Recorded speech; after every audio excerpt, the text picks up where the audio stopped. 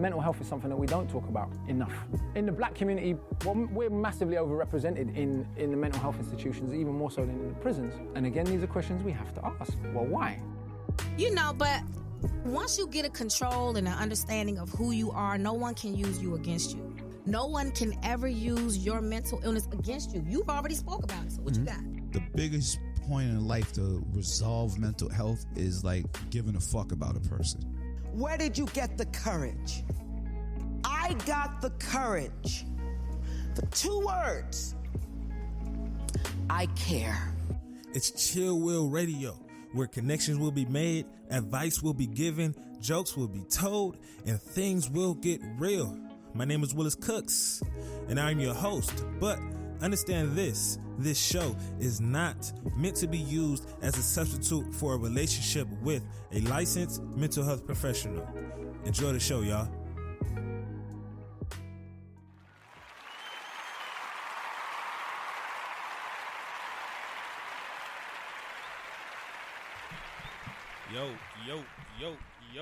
Yo. What's going on? What is going on? Welcome, everyone. Welcome to another dope, fantastic, fabulous episode of Chill Will Radio.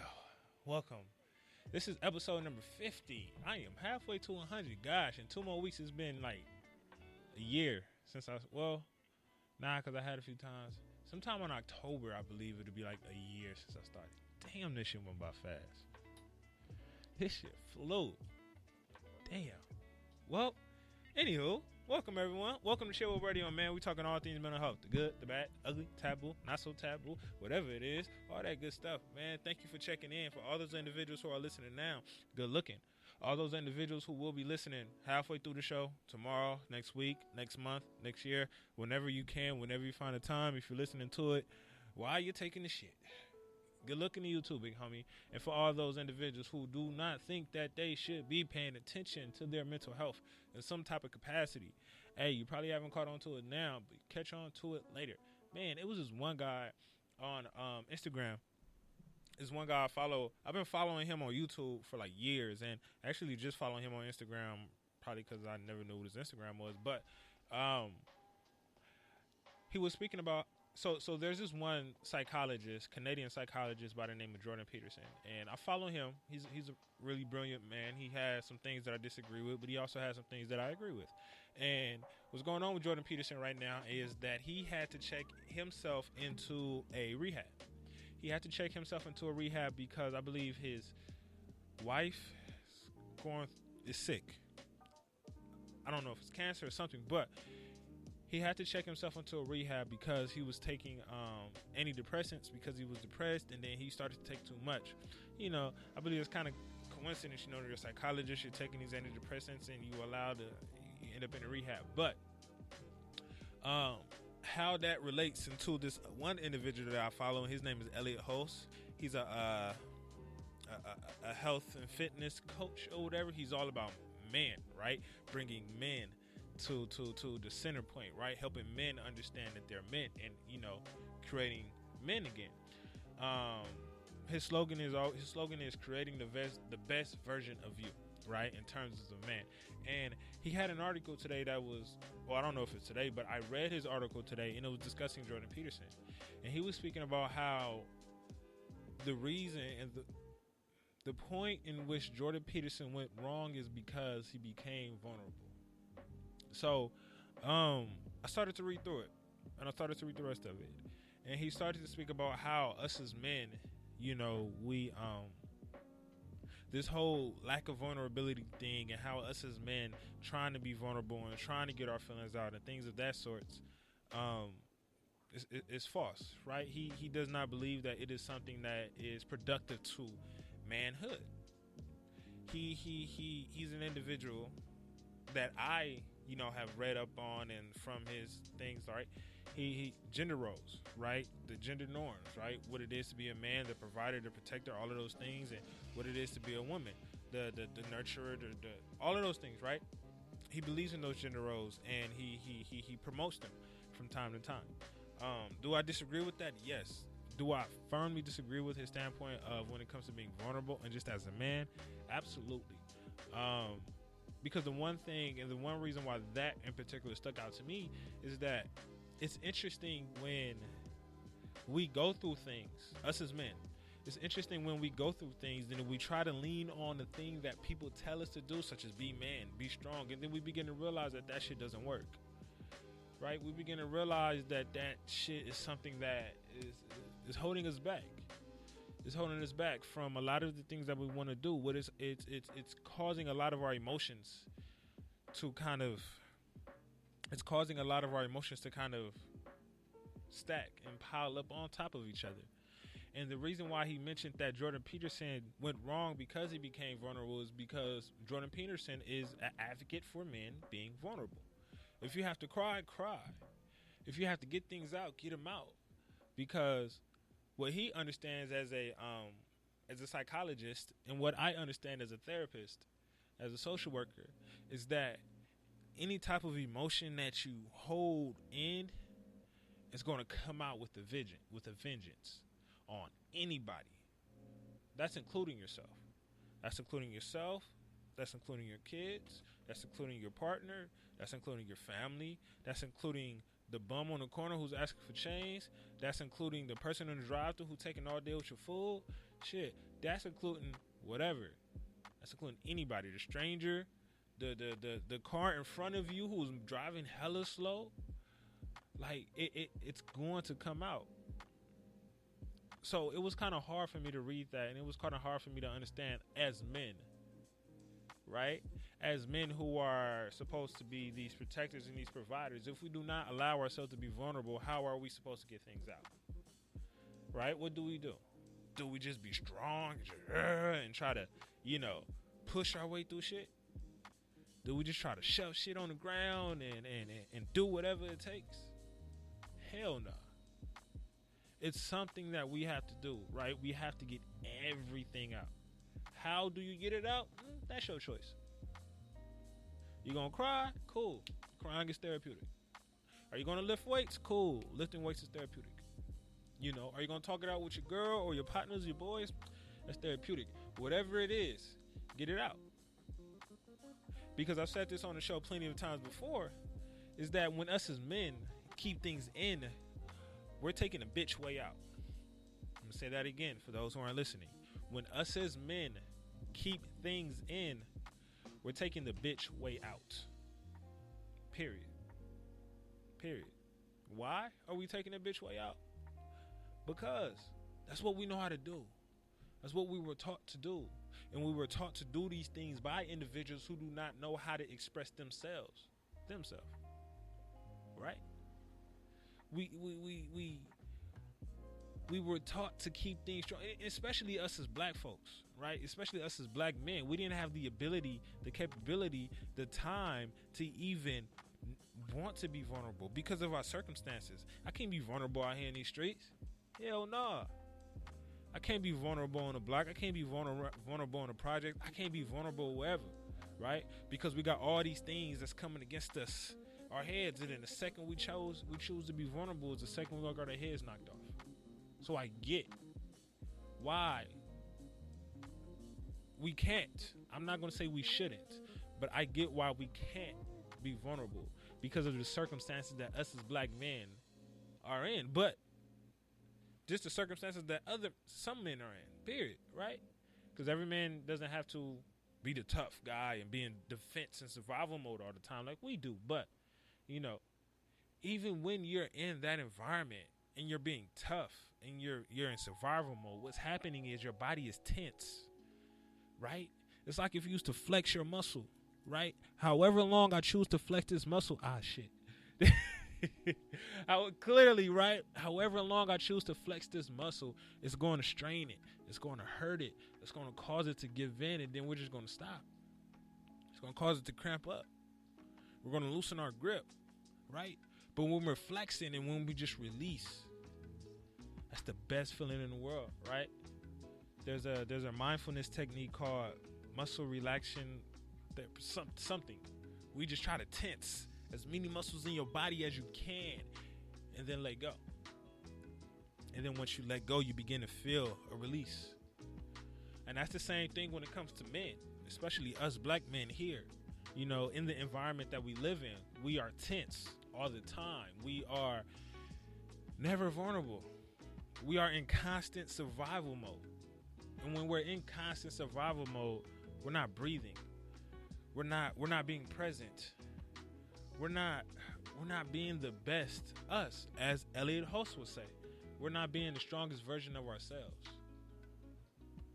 Right? If we're going to be the strongest version of ourselves, we have to try something new. We have to try something that's going to put us in a different environment. And for those individuals who try to be vulnerable, for those men who are and have the capability of being vulnerable, that's not a bitch move. You're actually very, very, very strong for that. Because it takes a lot to do that, especially you as a man. Right? So to those men who live in an environment in which you feel as if you can't be vulnerable, you don't have to be vulnerable to someone. Understand that.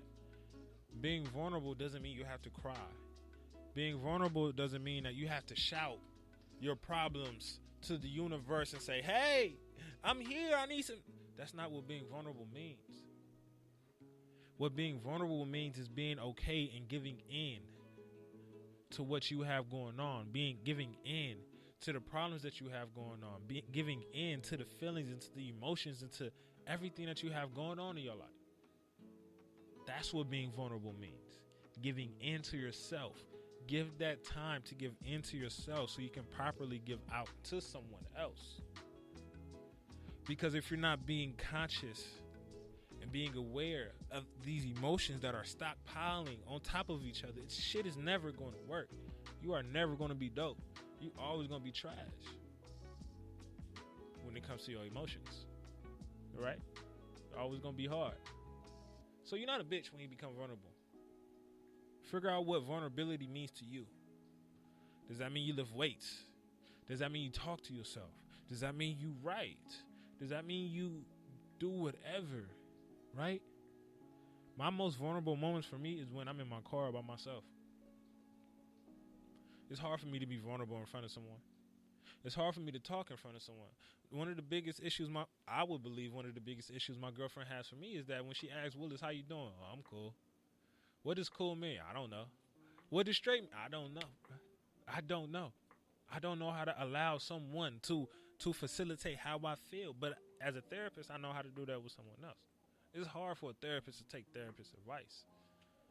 However, I understand that for me, the points that I need in order to be vulnerable is sometimes just sitting in my car, just thinking, just talking to myself, right? Because it's at those moments to where I feel as if I'm alone and no one is around me. No one. That's my safe space. Sitting in my car and being vulnerable. So find a place for you to be vulnerable. I know that's ain't no quick little check-in, but that was just a check-in. But that was something that randomly popped up because I didn't think about talking about vulnerability and things like that, but that was just something that came into mind. So, moving on forward to the self-care piece, man. And I think it's actually great that's actually a great segue. You know, vulnerability. I think that's a great segue into the self-care piece, right? One of the things that I want everyone to implement within their self-care journey is that I want you all to set a reminder on your phone. And on that reminder, set an alarm on your phone. Alarm, reminder, whatever. Not a reminder to do your work. Not a reminder to go back or clock in from your lunch break. Not a reminder to call whatever. But a reminder to say how fucking dope you are. Right? Set a reminder or an alarm on your phone to remind yourself how fucking dope you are. Let it say anything. I'm dope. I look good. I'm powerful. I'm great. Don't make it anything long. Make it something quick. Quick and simple. I am whatever. I am blah. I am this. I am beautiful. I am great. I am sexy. I am smart. If you're in class, I will not fail this class. I will do great. I will pass this. Whatever. My patient, whatever it is, my patients love me. I am a great therapist. I am a great father. I am a great husband. I am a great wife. I am a great boyfriend, girlfriend. I am just a dope ass motherfucker. Right? There's going to be some days in which you read that and you're just going to skate on past it. It's not going to be anything spectacular. It's not going to be anything that catches your eye. It's going to go on your phone and you're going to be like, oh, okay, you know. But you're also going to have those days in which you feel like trash. And when you have those days in which you feel like trash, you're going to need those reminders on who's the best person to remind you how fucking dope you are. It's you. It's definitely you. And if you're not reminding yourself constantly how dope you are, man, you're setting yourself back, yo. You're setting yourself back big time. Big time, you know. Because we have to constantly talk to ourselves. We have to constantly tell ourselves how great we are. And if we don't constantly tell ourselves how great we are, who will? Who will? We don't want to rely on our girlfriend. We don't want to rely on our homeboy. We don't want to rely on anyone. We want to rely on ourselves to tell us those things. And if we don't rely on ourselves to tell us those things, it's going to be bad. Because we're going to get in a situation in which we begin to start to tell a bunch of negative stuff to ourselves. Right? And that's what we do. Right? We critique. There we go. That's the word I was looking for. We critique ourselves about everything.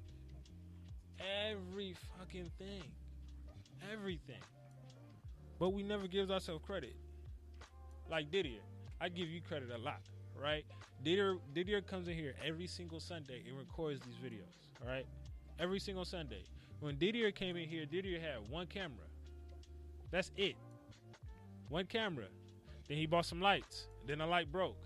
And then he bought some more lights. Then he bought a lens. And then he bought another camera. Then he bought this big ass suitcase. And then he bought another bag for his other camera. Dieter, when was the last time you told yourself that, you know, hey, I'm proud of myself for getting all this equipment that I got?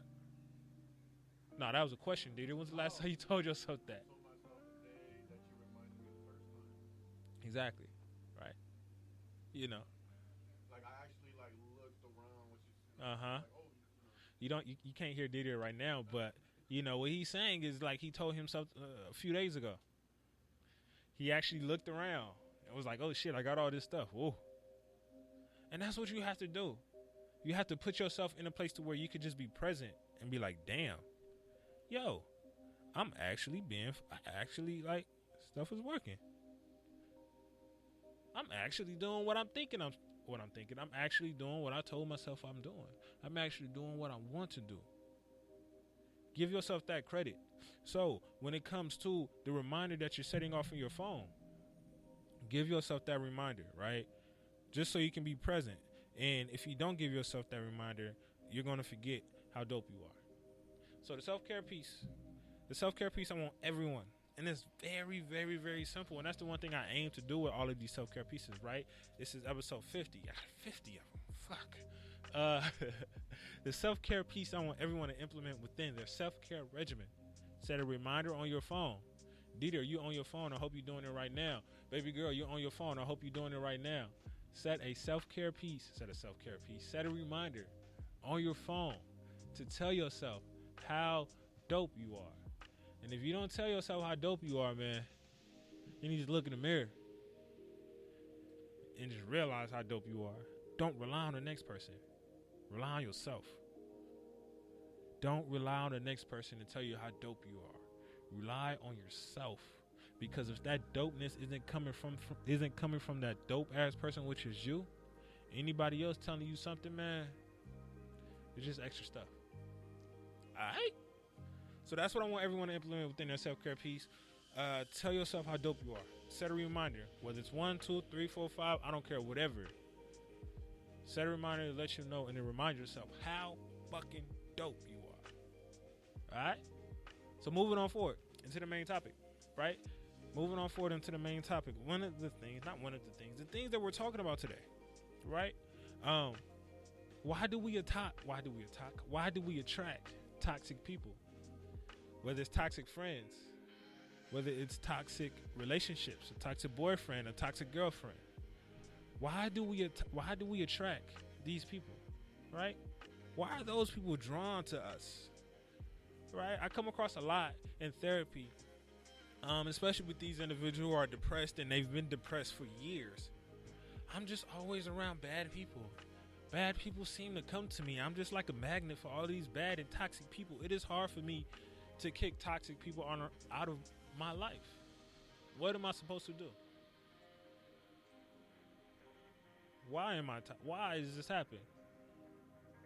We got to figure that out, right? And that's what we're going to speak about today. It's not everything, but it's a few things that I've realized within the work that I've done, within the work that I do. Some people have certain qualities about themselves that attract people, right? One of those qualities is that some of us are fixers, right? You have a fixer. You have this savior type of mentality, this savior complex, right? You get a kick out of fixing people. You get a kick out of bringing someone out of the dirt. You get a kick out of bringing someone up, and that's great. It's dope. It's great, and it's dope that you have that ability and you have that want and that need to actually fix people, assist people, help people with whatever nonsense they have going on within their life. That is superb. But what does it mean when we're constantly fixing someone? What are we not doing? We're not fixing ourselves, right? We're not paying attention to ourselves. With a lot of people who I've realized who have this savior mentality, this savior complex, is that all of them have something going on. All of them have something going on. And in order to get away from the stuff they have going on, I need to help somebody else with the shit that they have going on, right? Me? I can definitely relate to that, right? What I used to do is, right, I would use that type of complex or type of mentality in order to get away from my shit. I have a lot of things in my closet, right, that well, I feel like my closet's damn near clean now. It's still a little stuff, but it's all good now. But a few years ago, I had a lot of things in my closet that I was not proud of. I would not deal with it at all. So I'm not going to say I would purposely, right, find people who are trash or who are bad, but what I would do is those individuals that I would find, right, I would catch myself being more involved in helping their lives than it is my own, right? So if you have a fixer mentality, understand you may be attracting toxic people because you're not out here fixing people that are great. You're not out here fixing people that are dope. You out here fixing people that got shit in their closet that needs to be cleaned up. You out here fixing people that got a bunch of baggage. You out here fixing people that, you know, they self-worth and they self-esteem is bad. You out here fixing people that, you know, you think need the help. When in reality, sometimes you may need the help. Sometimes this is that's where you're at. But we avoid it. We avoid it. Ask yourself, what are you avoiding? Right? One of my supervisors back when I was in college and grad school in Cleveland, right? I worked a lot. I've worked a lot out there. I had a full-time job out there. I had a part-time internship, and I was a full-time student out there. This is in Cleveland. Right now, I got 4 jobs, and I'm in school, and I do this, right? I just had to turn down the 5th job because I had to realize I didn't have the time for that 5th job. But the thing my supervisor hit me with is like, Willis, why are you so busy? I used to tell her I hate being bored. But she was like, do you hate being bored or are you busy because you're just trying to run away from life? Right? Same with a lot of us fixers. Are we busy fixing people because we too scared to fix us? Are we busy fixing people because we too scared to fix what we have going on? Right? So you may attract toxic people because you have this fixer mentality, right? Another characteristic that I've seen in a lot of individuals who attract toxic people is that you're one of those individuals, and this is a great quality to have, but sometimes it can cause you to be a little bit naive. Sometimes this quality can cause you to be blinded to the truth. If you're an individual who always sees the good in people, right? If you're an individual who always sees the good in people, hey, my girlfriend is beating my ass, but she can cook, and I love food. You know, Some women who may be in domestic violence relationships. He loves me. He's all I have. Blah, blah, blah. But he beats my fucking ass. Does that good that you're seeing that person outweigh all of the nonsense that they putting you through? Hell no. Hell no. So sometimes we see the good in someone. We purposely try to see the good in everyone. But what that's causing to do is we're just neglecting and playing blind to, like, playing peekaboo with the bullshit that they have in the face, in person, right? It's on the table and you still trying to lie about the shit that's there. The shit stinks. Shit smells bad. But you're like, oh, well, at least it ain't shit everywhere. And that's a good quality to have, right? To see the good in people, to see the good in things, to be optimistic, to be, have this quality to just be positive and not negative. However, if you positive all the time, you are a bit naive to the bullshit that is going on in the world, right? Because there are some people who are just fucked up. There are some people who are just bad people, right? If you are a habitual rapist, if you just rape people, boom, boom, you should die. I'm sorry. That's just my own, like, if you just rape people, like, that's your thing, you just a rapist, I think you should die. That's just your thing. I understand it's a control issue and blah, blah, blah, but nah. But sometimes we can see the good side within that rapist. As a therapist, obviously, I would go into it deeper and get a little clinical with it and see, what's causing this. But just the regular side of Will is like, I'm not. No. Same with you. When you see negative shit in a person and you're not rocking with it, understand that it is perfectly fine for you to not rock with the negative shit that person has going on. A person is going to come with baggage.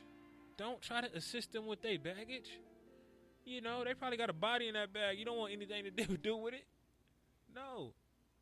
Let the person, sometimes we have to let the person carry the baggage on their own so they can realize that all they have to do is let go.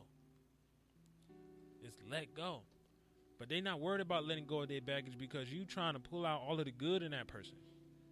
And you pulling out all of the good in that person, it's putting this cloud over the shit that you shouldn't be around. Right? So sometimes we may attract toxic people because we try to see the good in a lot of folks. Another characteristic, this isn't really a characteristic, but more so something that we haven't faced. But if as a child, if as a kid, you grew up in a toxic environment, if you was just raised around toxicity, right? If you had fucked up parents, you had fucked up relationships with people, if you had terrible siblings, and all you know is that, if 70% of the people in your life is trash, and all you know is trash, guess what's going to happen? You're going to become comfortable with trash, right? Sometimes we don't smell our shit because we sitting in our shit for too long. When you in the bathroom on that toilet, you may not smell it as bad because you've been sitting there on that toilet. It's your shit. It doesn't smell it. That's the same when we're raised around people who are constantly treating us like trash. We don't look at them as trash. We just look at them as that's them. And when it's that person, then another person, then another person, then another person, it's a brother, uncle, sister, cousin, mother, friend, girlfriend, boyfriend, whatever it is. You begin to accept that, hey, this is just what life is. I'm just going to be around trash people, and that's cool with me. But if that's what you're used to as a kid, if that's what you're used to as a child, as an adolescent, as a teenager, as a young adult, that's the life you're going to be living as an adult, as a full-blown adult. Why? Because you don't see that you deserve better than the toxic people that you surround yourself with. And there are going to be times in which you have people who are genuinely dope. You ever come across someone who just always just pushes all of the dope ass people out of their life? Just push. And the people who ain't shit, they like latching on to them like this my best friend. It has nothing against you the great person, but it has a lot against that individual, right? Sometimes it is hard for a person who was raised in a toxic environment to accept something good, because that good thing is weird. That good thing doesn't feel right. I'm not used to how dope you are. I'm not used to this positivity. I'm not used to this greatness. You smell too good. You too pretty. You just, that's not what I'm used to, and I'm not trying to get used to that. So let me get back into this dirty ass bag that I've been living in my whole life, because this is what I like. So I'm gonna stick with it. We have to sometimes turn around and look at the bag that we are in and ask ourselves, is this what we want?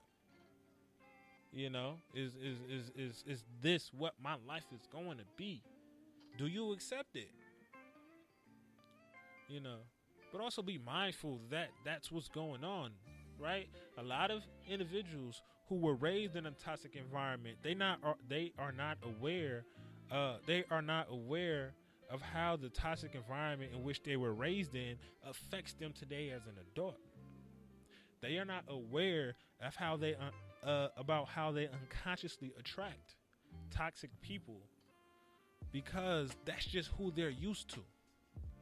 You're just used to that person. You're just used to this toxic shit, right? A lot of us aren't aware of that. Another reason why, another characteristic in which we attract toxic people, right, is that you find them exciting. You find them exciting. What's the whole saying? Nice guys finish last and bad boys first, or some weird shit like that. Whatever. Right? We always grow up asking ourselves, why do all these pretty girls like the hood and the gangsters and the dude on the block and Sonny Drug? Because they're exciting, right? It's like when you have what used to happen a lot of the times in high school was what I used to notice. These bougie ass chicks from the west side, they used to come over to the east side and want to go hang in the projects with all the homies. They want to hang on the block with the homies. They wanna, come live a east side type of life style, because the east side of LA got, this is where all the real hood at, right? They got the projects, we got all this other stuff on the east side, but on the west side, you got Baldwin Hills, you got, Leimert Park. Well, Leimert Park ain't really that, but you got Baldwin Hills. What's the other shit? Ladera Heights. There we go. Ladera Heights. We got Viewport. We got Windsor Hills. We got Marina Del Rey. We got the west side is popping. This is all the little pretty bougie little black girls. But the east side, we got them little ghetto project chicks, that's ready to knock you out in your face. Exactly. Bon Kuku over there on the block, ready. Right? But we got, little old Samantha over here, all perfect and innocent and everything. She got to get her niggas from projects, though. She got to. Because it brings some excitement into her life. My life is boring. I just go to school, and my mother, she, makes me food every morning. And, I have allowance, and my allowance is $100 a week. And, when I run out of my allowance, my father still gives me money because he loves me. Oh, my life is boring. I just do nothing but go to school and study. But you're going to come over here on the east side, and you see this, and you see that. You see drugs, you see fighting, you see this. Whoa. Now you start to become attracted. That's how you have, what's that little white chick or Mexican chick, whatever the hell she was, that was acting all tough, little Instagram girl with the Catch Me Outside chick. The Catch Me Outside girl. She ain't like that in real life. Right? She ain't like that in real life. The little Asian little chick who, whatever, the little Asian little chick, young girl, she 13, 14 on Instagram. I'll fuck you up. Blah, blah, blah. They're living a life in which they don't have that excitement. So they come over here and they get excited about a life that people are trying to get out of. So they attract toxic people like that. We all know someone like that. We all do. Another characteristic, right? You have low self-esteem. That's just the easy one. You have low self-esteem. Toxic people are drawn to people who have low self-esteem. And you're okay with that. Why? Because nobody can treat you worse than you treat yourself. Nobody can tell you anything worse than the things that you tell yourself. Nobody can. So you good with it, right? You good with being punched in the face because he had a reason to punch me in the face. You know, I left the chicken in the microwave 1 minute too long, and now my hair smells like chicken because he threw it at me. Like, I deserved it. No, you ain't deserved it. You're better than that. But you don't see that. See, the second these perpetrators, the second these weak men and these weak women, because domestic violence happens in a household and women do beat men and women beat women in homosexual relationships. It happens a lot. But as a man, I can't say like, yo, my girl beat me. Didier, my girl beat me. Tanisha out here beat my ass, Didier. I can't say that. You know, I can't say that she's abusing me. As a man, I can't. So we're going to suffer in silence. But that's another topic for another day. But when it comes to this low self-esteem, nobody can treat you worse than you can treat yourself. Nobody can say anything worse than you can say to yourself. And you believe that. You live that. You breathe that. That's you. And I get that, right? And it's hard to get out of that, right? Because you have to, like build your self-esteem. And then if you're in a relationship with somebody treating you like trash, you're going to be like, well, I need it. I deserve it. I'm just a bad person. No. You are not a bad person, sweetheart. No. You are not a bad person becoming. No. You have to take a stand, right? If you're in a toxic relationship, and if you have toxic people around you, and if you're one of those individuals who has low self-esteem, and that's why people who are toxic all around you, you got to take a stand for yourself. Everything starts with self, and if you don't take that stand for yourself, it's going to be tough. For you to get out of anything, anywhere, or whatever, you got to stand up for yourself. You just got to put your foot down and you got to stand up to that bully, because I guarantee you this. When you're standing up to a bully, it's not about if you win the fight. It's not about if you beat the bully up.